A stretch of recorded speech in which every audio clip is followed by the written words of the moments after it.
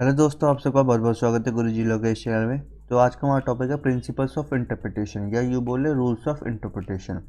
तो बिल्कुल हिंदी एक्सप्लेनेशन है, ये रोज़ की हर वीडियो की तरह। तो देरी न करते हुए टॉपिक स्टार्ट करते हैं। तो प्रिंसिपल्स ऑफ इंटरप्रिटेशन देखिए, प्रिंसिपल्स तो कई सारे हैं एक्चुअली में। मेन तो चार हैं, लेकिन सेकेंडरी भी प्रिंसिपल आ जाते हैं, तो उन्हें भी पढ़ना ज़रूरी है।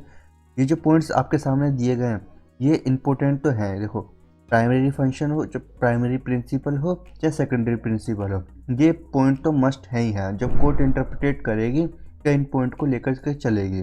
जैसे कि statute must be read as whole, not in isolation.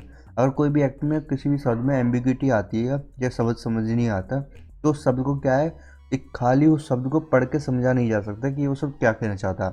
तो स्टैचू को, यानी कि जो कोर्ट है, जुडिशरी है, वो उस शब्द को पूरे को, एक्ट को पढ़ेगी, पूरी लाइन को पढ़ेगी, पूरा पैराग्राफ जो भी दिया होगा उस चीज़ को पढ़ेगी। साथ ही साथ जो हमारे इंटरनल और एक्सटर्नल एड दिए गए हैं, उनकी मदद से भी उस शब्द के लिए, इंटरप्रिटेशन के लिए मदद लेगी। तो उस आइसोलेशन में पढ़ेगी, छोटा मोटा एक्ट को पढ़ के या छोटी मोटी शब्द को पढ़ के इंटरप्रिटेशन नहीं की जाएगी। Neither word is surplus not deficit, या कोई वर्ड ऐसा भी नहीं होना चाहिए इंटरप्रिटेशन करने के बाद कि वो या तो ज़्यादा ही बड़ा हो रहा है या ज़्यादा ही छोटा हो रहा है। उसकी वैल्यू जो है, जो इक्वल मीनिंग वैल्यू होनी चाहिए, वो ना तो ज़्यादा ऊपर होनी चाहिए ना ज़्यादा ही नीचे। कोई ऐसा शब्द नहीं होना चाहिए कि इंटरप्रिटेशन करने के बाद की वैल्यू ही घट जाए। जैसे कि कैपिटल पनिशमेंट अगर दे दी जाए, तो कैपिटल पनिशमेंट इंटरप्रिटेशन में ये लिखा के देना नहीं चाहिए कि उसे गोली मारो, तड़पाओ, फिर फांसी पे लटकाओ। ऐसा नहीं होना चाहिए। या ऐसा भी नहीं होना चाहिए कि उसे जो है फांसी की सज़ा दे करके और उसे छोड़ दो।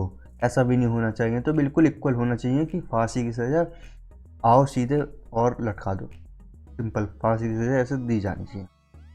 Every statue is prospective until specify given until retrospective effect. तो इसमें ये बात कही गई है, जो हमारा एक्ट होना चाहिए, स्पेसिफाई कर देना चाहिए वो एक्ट, कि ये जो शब्द है ये प्रोस्पेक्टिव है या रेट्रोस्पेक्टिव है। अगर स्पेसिफाई नहीं करते तो माना जाएगा कि वो शब्द हमारा प्रोस्पेक्टिव है। प्रोस्पेक्टिव मतलब एट प्रेजेंट, और कुछ भी चीज़ हम लागू कर दे तो एट प्रेजेंट से ही चलना। जैसे कि हमारा जो है मैरिज जो था, वो वॉइडेबल मैरिज भी होती थी, जैसे हमारा section 12 of Hindu marriage act में भी दिया गया। उसमें प्रोस्पेक्टिव और रेट्रोस्पेक्टिव इफेक्ट की बात करी गई है। तो इसमें यह होता है कि जैसे एक्ट कर दे दिया गया कि अब औरतें जो हैं डिवोर्स ले सकती हैं। तो जिस तारीख से ये एक्ट पास हुआ, तो उस दिन से पहले पहले पास होने के बाद और उस दिन से पास होने से पहले वो कंसीडर किया जाएगा अगर दोनों ही प्रोस्पेक्टिव और रेट्रोस्पेक्टिव दिए गए हैं। अगर नहीं दिए गए तो वो प्रोस्पेक्टिव ही माना जाएगा, मतलब कि एक्ट पास होने के बाद। जैसे कि हमारा सिटीजनशिप अमेंडमेंट बिल था, या जैसे कि हमारा आईपीसी था, तो आईपीसी लागू होने के बाद माँ कंसीडर करी गई थी, ना कि उससे पहले।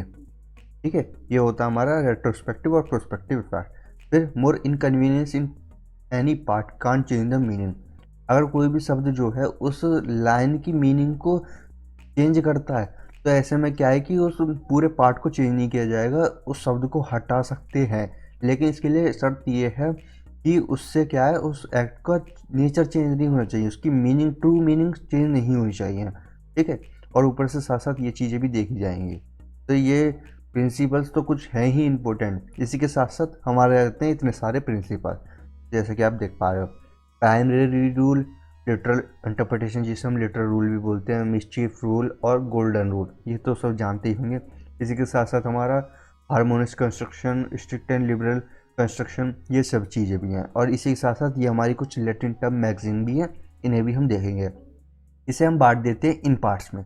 Principles of interpretation primary rule में बांट देते हैं, एंड सेकेंडरी रूल में बांट देते हैं, या हम बोले तो अदर रूल। ठीक है, इन दोनों पार्ट में बांट देते हैं। तो हम इन्हें ब्रीफ एक्सप्लेनेशन करेंगे, इनमें कोई डीपली एक्सप्लेनेशन नहीं करेंगे। अगर आपको डीपली चाहिए तो आप हमारी अनदर वीडियो देख सकते हो, डीपली एक्सप्लेनेशन की गई है हर वीडियो में, मतलब हर टॉपिक पे। तो सबसे पहले आते हैं हम लिटरल कंस्ट्रक्शन पे, जिसे हम लिटरल रूल भी बोलते हैं। इसमें क्या होता है कि लिटरल मीनिंग देखते हैं, जब कोई इंटरप्रेट करती है उसे समझ नहीं आता, तो वो उस शब्द की लिटरल मीनिंग देखती है या ग्रामेटिकल मीनिंग देखती है। जैसे स्टॉप मतलब रुकना होता है, तो रुकना ही उसे कंसीडर किया जाता है। सेकंड हमारा आता है मिस्चीफ और हिडन्स रूल। तो मिसचीफ रूल असल में एक्चुअली ये है, तो अगर किसी भी शब्द में डिफेक्टिवनेस आती है तो उस शब्द में मिसचीफ रूल लगा करके उसके डिफेक्टिवनेस को दूर कर दिया जाता है, उसे बोलते हैं मिसचीफ रूल। अगर रूल ऑफ रीजनेबल कंस्ट्रक्शन, तो इसमें क्या होता है, जो भी कोर्ट इंटरप्रिटेट करेगी वो उसका देख तो ट्रू सेंस होना चाहिए और नेचुरल मीनिंग लेकर के आनी चाहिए। रूल ऑफ हार्मोनियस कंस्ट्रक्शन, अगर कोई भी दो एक्ट ऐसे आ रहे हैं जिसमें आपस में कन्फ्लिक्ट हो रहा है तो उन दोनों में हार्मनी मेंटेन करके रखना, मतलब कि इन दोनों की ही इज्जत करके रखना, ठीक है। जैसे मान के चलिए एक हमारा इंटरनेशनल लॉ है, ठीक है, इंटरनेशनल लॉ है, एक हमारा म्यूनसिपल लॉ है। म्यूनसिपल लॉ मतलब अपनी देश की कंट्री का लॉ। अब कुछ एक्ट बना, ट्रीटी बनी इंटरनेशनल लेवल पे, तो वो ट्रीटी क्या है, इंटरनेशनल लॉ को भी लेकर के चलनी पड़ेगी और म्यूनसिपल लॉ को भी लेकर के चलनी पड़ेगी, दोनों को ही लेकर चलनी पड़ेगी। लेकिन फिर भी कोई कन्फ्लिक्ट अराइज हो जाता है तो ऐसे में क्या है कि इंडिया में तो देखो म्यूनसिपल लॉ को ही प्रिवेल किया जाता है, तो म्यूनसिपल लॉ जो है अप्लाई होगा। अब जैसे अमेरिका हो गया तो वहाँ पर इंटरनेशनल लॉ को मान्यता दी गई है, तो वहाँ पर इंटरनेशनल लॉ को जो है प्रिवेल किया जाएगा। तो इन दोनों में हार्मनी मेंटेन करके रखना, इंटरनेशनल और म्यूनसिपल लॉ को बीच में हार्मनी मेंटेन करके रखना, वो रूल जो हमारा हार्मोनियस कंस्ट्रक्शन आता है। ये एग्जांपल था, कोई ऐसा मत समझ लेना कि इंटरनेशनल लॉ म्यूनसिपल लॉ में ये अप्लाई होता है, ये और भी जगह हैं जहाँ अप्लाई होता है, ठीक है। फिर आता हमारा रूल ऑफ इजडम जेनरस, जैसा कि इजडम जेनरस हमारा लैटिन टर्म है जिसका मतलब होता है of same kind who are same in nature, जो कि सेम तरीके के नेचर के होते हैं। जैसे कि हम एग्जांपल लें तो लैंड ट्रांसपोर्ट, ठीक है, लैंड ट्रांसपोर्ट। तो लैंड ट्रांसपोर्ट में जैसे कि हमें पता है क्या क्या आती हैं, कार आती हैं, बसेज आती हैं। तो लैंड ट्रांसपोर्ट से हमें क्लियरिफाई हो जाता है कि कोई भी ऐसी चीज़ जो कि रोड पर चल रही हो, जिसके पहिए हो, ठीक है, तो वो हमारी आ जाती है लैंड ट्रांसपोर्ट में। जैसे कार, बाइक, ट्रैक्टर, ये सब क्या है, अगर हम बोलेंगे ट्रैक्टर तो ये भी लैंड ट्रांसपोर्ट में आता है। साइकिल, बाईसाइकिल, तो कोई भी पर्सन जो है नॉर्मली समझ जाएगा कि क्या चीज़ें जो है लैंड ट्रांसपोर्ट में आती हैं। तो वही चीज़ यहाँ एचडम जेनरस कहता है कि जो भी चीज़ें ऐसी होती हैं जिसके नेचर से पता चलता है कि ये सेम काइंड की है या नहीं है, तो उसमें क्या है, एचडम जेनरस अप्लाई कर करके उसे क्लैरिफाई कर देते हैं कि ये सेम काइंड में है। इसमें हमारा केस भी था, काफ़ी अच्छे से एक्सप्लेन भी किया है, आप हमारी वीडियो ज़रूर देखना। अब आते हैं हम कुछ लैटिन टर्म मैगजीम्स में, जो कि सबसे पहले आती है हमारी एक्सप्रेस अंटिल इस्ट एक्सक्लूजियो एल्ट्रस। देखो लैटिन टर्म में बोलने में थोड़ी दिक्कत तो होगी, प्रोनाउंसिएशन लिखा हुआ आप थोड़ा देख लेना, ठीक है। इसका मतलब क्या होता है, तो ये मैगजीम का मतलब होता है express mention of one thing implies the exclusion of the other thing. इसका मतलब ये है, अगर कोई भी चीज़ जो है एक्सप्रेसली वे में दे दी गई है तो उसे इम्प्लाइडली वे में ना समझा जाए, वो अलग चीज़, ठीक है। इसे समझना थोड़ा और इजी करने के लिए एक एग्जांपल देता हूँ। जैसे कि हमारा article 14 of the Indian constitution में क्या दिया गया है, वो किस चीज़ के लिए है, ठीक है। वो एक तो इक्वलिटी के लिए तो है ही, लेकिन वो हमारा सिटीजन्स के लिए है, सिर्फ ओनली फॉर सिटीजन। तो इससे क्लियरिफाई होता है कि वो नॉन सिटीजन के लिए नहीं है, ठीक है। जैसे कि इसने बोला कि जो चीज़ क्लियरिफाई कर देते हैं तो वो इससे इम्प्लाइडली वे में ये ना समझा जाए कि वो क्लियरिफाई नहीं है, ठीक है। आर्टिकल 14 इंडियन कॉन्स्टिट्यूशन में सिटीजन्स के लिए है, तो इससे ये क्लियरिफाई होता है कि वो नॉन सिटीजन्स के लिए नहीं है, ठीक है। जैसे कि आपका कोई स्कूल है, जैसे XYZ कोई भी स्कूल हो गया, ठीक है, उसे किसी भी गेम के पार्टिसिपेशन में बुलाते हैं, ठीक है, कॉलेज वाले कि आप आइए हमारे पार्टिसिपेट कीजिए। अब पार्टिसिपेट करने के बाद क्लियरिफाई कर देते हैं कि XYZ, तो इसमें क्लियरिफाई हो गया। अब इसमें कोई अनदर कॉलेज थोड़ी नहीं जा सकता, ABC कॉलेज थोड़ी नहीं जा सकता, जब बुलाया XYZ को तो ABC थोड़ी ना जाके बोल सकता।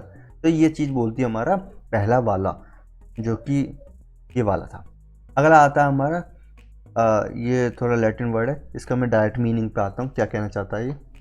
तो जो हमारी सेकंड मैगजीम है वो ये कहना चाहती है, ऐसा डॉक्यूमेंट जो कि एक कॉम्पिटेंट अथॉरिटी के द्वारा पास होता है, मिलता है, वो डॉक्यूमेंट बेस्ट प्रूफ है लॉ के द्वारा, ठीक है। एग्जाम्पल से समझते हैं, इसे समझ नहीं आएगा आपको ऐसे, तो इसे एग्जाम्पल से समझने के लिए एफिडेविट होता है। तो एफिडेविट में क्या होता है, उसमें हम प्रमाणित करते हैं कि हम जो है जो भी लिखा गया है वो सब सच है, हम पे कुछ ऐसा क्रिमिनल रिकॉर्ड नहीं है, और भी जो भी अनदर चीज़ है जो भी लिखते हैं हम, तो वो एफिडेविट में होता है। अब वो क्या, कॉम्पिटेंट अथॉरिटी के द्वारा जो है दिया जाता है। अब नोटरी वाला जो होता है वही कॉम्पिटेंट अथॉरिटी होता है उस समय, तो वो देता है। अब वो बेस्ट सबूत है हमारे पास, अगर हम किसी को दिखाना चाहें कि देखो मेरा कोई रिकॉर्ड भी नहीं है और मेरा एफिडेविट में ये सब कुछ लिखा गया है, तो वो बेस्ट सबूत है प्रूफ करने के लिए लॉ के द्वारा।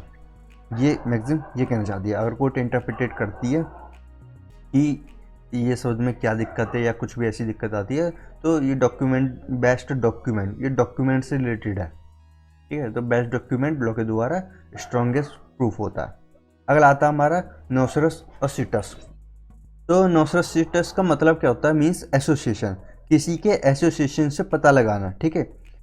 Know from the association. अब इसे समझने के लिए एक एग्जांपल देता हूँ, एसोसिएशन से कैसा पता लगता है, ठीक है। मान के चलिए एक ग्रुप है जिसमें ABC बच्चे हैं, ABCD 4 बच्चे हैं। अब ABC तो बिगड़े हुए बच्चे हैं, ठीक है, बिल्कुल बिगड़े हुए हैं, बिल्कुल सब कुछ धांधलीबाजी नशा फशा सब करते हैं। D बिल्कुल शरीफ बच्चा है, ठीक है।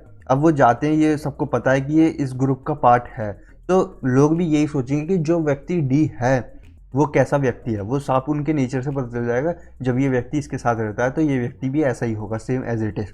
तो ये बोलता हमारा नोसरस सिटस, किसी के एसोसिएशन से पता लगाना कि वो शब्द कैसा होगा। जब कोर्ट इंटरप्रिटेट करती है, इसे इंटरप्रिटेशन के लैंग्वेज में ले, तो कोर्ट इंटरप्रिटेट करती है, तो जैसे कि अगर हम फाइनेंशियल से रिलेटेड लें, इंटरेस्ट, तो इंटरेस्ट शब्द से क्या समझ आएगा? अगर भाई इंटरेस्ट शब्द से समझा जाए और कोई बिजनेस की बात हो रही है तो उसमें इंटरेस्ट मतलब एक तरह का ब्याज, ठीक है, यही समझा जाएगा, सिंपल सी बात है।